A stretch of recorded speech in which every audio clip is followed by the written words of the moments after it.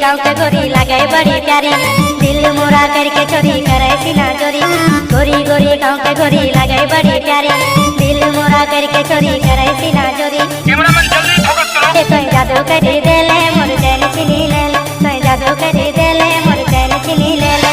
सुध बुध गेले बिसरा ए गोरिया रे, ए गोरिया रे, तोर से वाली प्रेम डोरिया रे।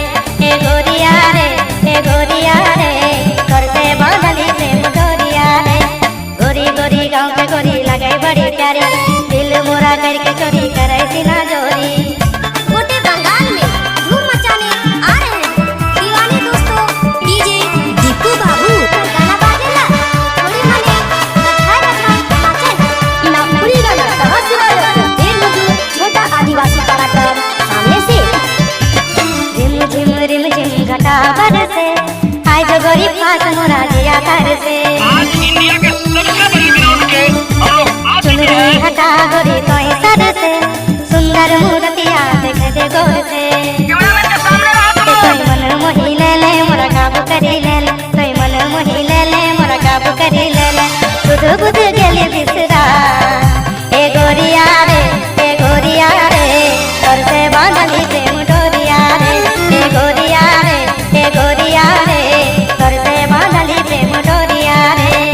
चलो रोम रोम भाइयों, सिस्टम पार देंगे।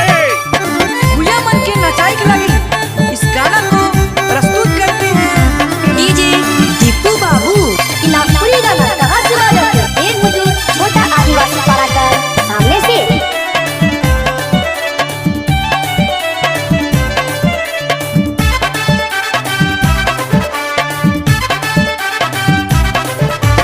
देखी तोर यौवन मोर दिल धड़के, दिल धक धकाए मोरा मन तड़पे। बहुत ही बेहतरीन तरीके से आनंद ले रहे हैं। तोर बिना मनवा न कहीं खड़के, प्यार मोरा भेलै रे बढ़ चढ़के। कैमरामैन जल्दी फोकस करो। के तोय घायल करी देले मोरा पागल बनाई देले, तोय घायल करी देले मोरा पागल बनाई देले। सुध बुध गेले बिसरा ए गोरिया रे, ए गोरिया रे, तोर से बांधली प्रेम डोरिया रे। ए गोरिया रे, ए गोरिया रे, तोर से बांधली प्रेम डोरिया रे। गोरी गोरी गाँव के गोरी लगे बड़ी प्यारी, दिल मोरा करके चोरी करे सीना चोरी। गोरी गोरी गाँव के गोरी लगे बड़ी प्यारी, दिल मोरा करके चोरी करे सीना चोरी।